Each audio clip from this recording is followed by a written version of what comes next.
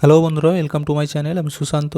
আজকের এই ভিডিওয়ে আমরা চতুর্থ শ্রেণীর 2023 সালে বৃত্তি পরীক্ষায় বিজ্ঞান বিষয়ের যে প্রশ্নগুলি এসেছিল সে প্রশ্নের উত্তরগুলি আজকে জেনে নেব।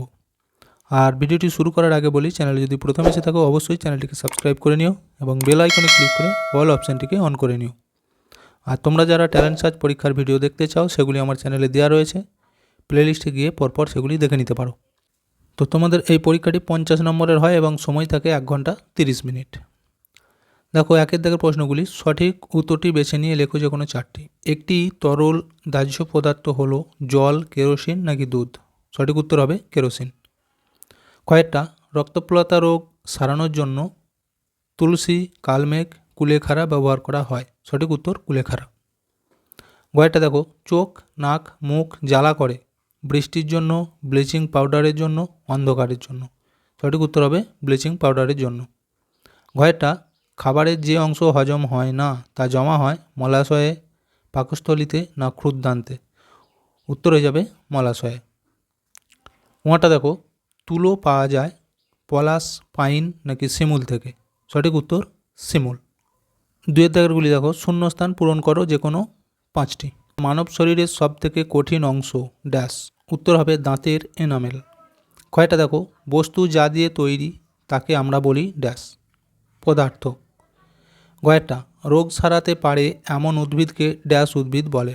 উত্তর হবে ভেষজ উদ্ভিদ বলে। গয়েরটা দেখো, ধানের খোসাকে ড্যাশ বলে? তুষ বলে। ওয়াটা মানুষ ও অন্যান্য প্রাণীরা খাবারের জন্য ড্যাশ উপর নির্ভরশীল? উত্তর হয়ে যাবে উদ্ভিদের উপর নির্ভরশীল। ছয়টা দেখো, নিঃশ্বাস ছাড়ার সময় শরীর থেকে ড্যাশ গ্যাস বেরিয়ে যায়? উত্তর হয়ে যাবে কার্বন ডাই অক্সাইড গ্যাস বেরিয়ে যায়। তিনের দাগেরগুলি দেখো, ভুল সংশোধন করো যে কোনো 5টি। আমাদের প্রধান শ্বাস অঙ্গ হলো হৃৎপিণ্ড। এখানে ভুলটা সূত্রে লিখলে হবে ফুসফুস। কয়টা দেখো, কঠিন পদার্থের নিজস্ব কোনো আকার নেই? এখানে হবে গ্যাসীয় পদার্থের নিজস্ব কোনো আকার নেই। কয়েকটা পাহাড়ের চূড়ায় অক্সিজেন বেশি থাকে? এখানে উত্তর হবে অক্সিজেন কম থাকে। ঘয়টা দেখো, শীতকালে সর্ষের তেল জমে যায়?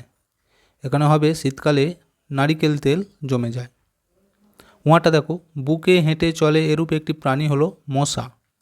এখানে উত্তর হবে কুমির। ছয়টা দেখো, পুকুরের জল থেকে নুন তৈরি হয়? এখানে উত্তর হবে সমুদ্রের জল থেকে নুন তৈরি হয়। তো ভিডিওটা এখানেই শেষ করছি। ভিডিওটি যদি ভালো লাগে অবশ্যই একটা লাইক দিয়ে দিও এবং শেয়ার করে বন্ধুদেরকেও দেখার সুযোগ করে দিও।